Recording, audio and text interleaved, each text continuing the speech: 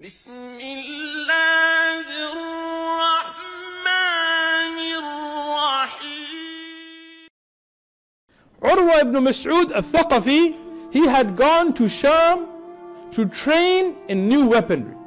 He had gone to Sham to train in new weapons so he can bring those weapons and that training back and fight the Muslims. When he came back with weaponry and training, he heard the news about what happened in Hunayn, and he heard the news of what happened in Taif, and he heard about how Rasulullah sallallahu alaihi wasallam dealt in a great manner, and he heard about the akhlaq of Rasulullah sallallahu alaihi wasallam, and he heard about the malaika that fought alongside the Muslims. And Urwa ibn Mas'ud decided that Islam is the haqq, that what I've been training for is batil. So before even going to Taif, he went straight to Medina. From Sham, he went straight to Medina, and he went to Rasulullah sallallahu alaihi wasallam. It's a sahih ahadith. Ibn Hajar has mentioned a detailed narration in Al-Isaba, and also in Bidayah wa Nihaya. When he went, he accepted the Shahada, he became a Muslim, and he asked Rasulullah sallallahu alaihi wasallam for permission to go back to Taif to call his people to Islam.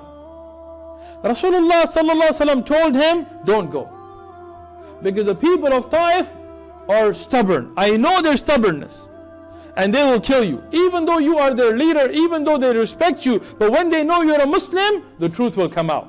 He said, Wallahi wa Messenger of Allah, even if they kill me, I will be a shaheed. But I cannot let my people, they go to the nar. Look at his concern for the kuffar. Today, somebody tells you, don't give da'wah to kuffar. Why? It's not our tartib. So whose tartib is it? Here Rasulullah sallallahu alaihi wasallam, he allowed Urwa ibn Mas'ud al-Thaqafi to go back, even though 3 times he told him don't go back. But Urwa said, if they kill me, I will be shaheed. What does it matter? This is his zeal for da'wah. He goes back to his people, to Taif. When they see him, they become so happy. They come out in the streets. Ibn Ishaq, he mentioned that the people, they came out celebrating. Urwa ibn Mas'ud is back, and he has weapons, and he got that training, and we're going to win from the Muslims now, and he is the wisest of us, and he is our leader, and he is the most respected. And they said poetry to praise him and to speak wonders about him. And the tradition was that they would go to Lat, the idol Lat. They would go to Lat first, and they would call her Rabba, yani the female Rabb, and they would make dua to her, then they would go home. Even many of the, what's the sunnah if you come back from a travel? What's the sunnah? You go to the masjid first, and you let the people in the house know so the women can prepare and clean up and be nice so when you go home. So here they had to go to Lat first. So Urwa ibn Mas'ud, when he came, he turned his face away, and he went straight to his house. The people, they became confused. Oh, Wahhabi show, something's wrong. They said, maybe he's tired. Maybe he's just tired. That's what it is. Yeah, he's just tired. Yeah. Now the time for Salah came. What did Urwa do? Did he hide? Did he make Salah just quickly? Nobody sees me? No. Urwa, he went out, he climbed up, and he made the adhan. Allahu Akbar, Allahu Akbar, Allahu Akbar, Allahu Akbar, Ashhadu an la ilaha illallah. Out loud. All of Taif said, what is this going on? Urwa ibn Mas'ud, what are you saying? Ashhadu anna Muhammadan Rasulullah. Ya Allah.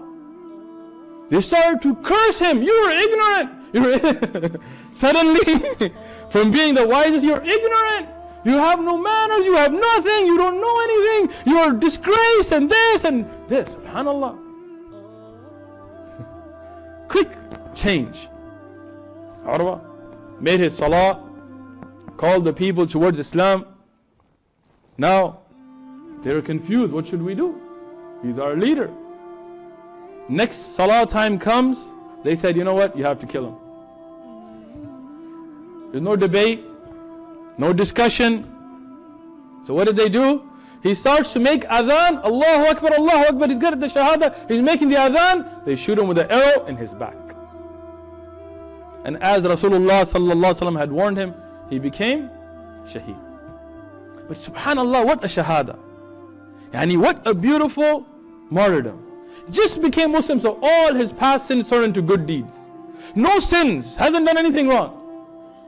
First thing he's doing, he's making adhan, he gets hit, becomes a shaheed while giving the adhan. You know the virtues of the adhan, there are so many. But becoming a shaheed while giving the adhan, while giving dawah, as just new Muslim, just took the shahada, gave bay'ah to Rasulullah sallallahu alaihi wasallam, became a sahabi, became shaheed. What a beautiful death. Allahumma rzuqna shahada.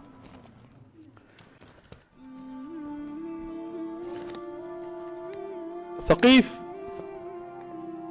the Qabila, after killing Urwa ibn Malik al-Thaqafi, they started to think. They said, what are we doing? Urwa was the best of us. He was the most knowledgeable of us. You know, sometimes you get in this zeal and this frenzy and you do something wrong and then you think back and you're like, what am I doing?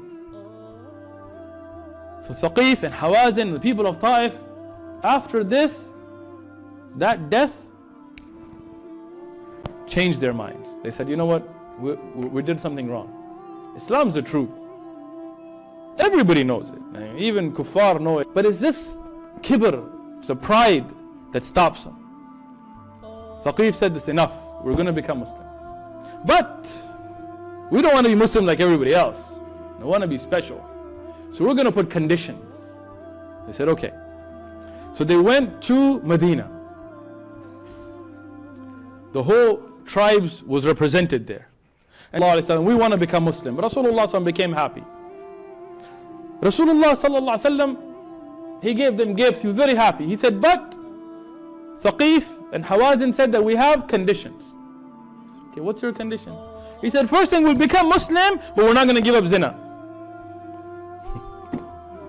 Rasulullah sallallahu alaihi wasallam said, أي دين هذا? What religion is this?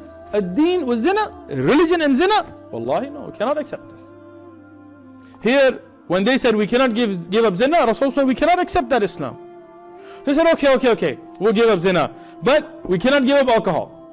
Got to get my drink on. Rasulullah said, what religion is this? What deen is this? A deen wal khamar? Any deen and religion? We cannot accept it. Not unacceptable. They said, then we won't become Muslim. He said, then this is your choice. But we will not accept for you to be Muslim and think khamar is halal for you. No. They said, okay, we'll give up alcohol, but riba, we Thaqif, they used to deal with riba a lot. They were strong in dealing with riba. They said, riba we have to keep. Many of our so-called professors and scholars, they'd be like, riba is halal anyway. But Rasulullah said, no, riba with deen, it cannot mix. Not taking, not giving, not writing, none of that. Riba and the deen cannot go together. Even if you don't become Muslim, don't become Muslim, but we cannot tell you it's okay for you to take riba. They said, okay, we'll give up riba as well. But one thing we cannot give up, our idol, Lat.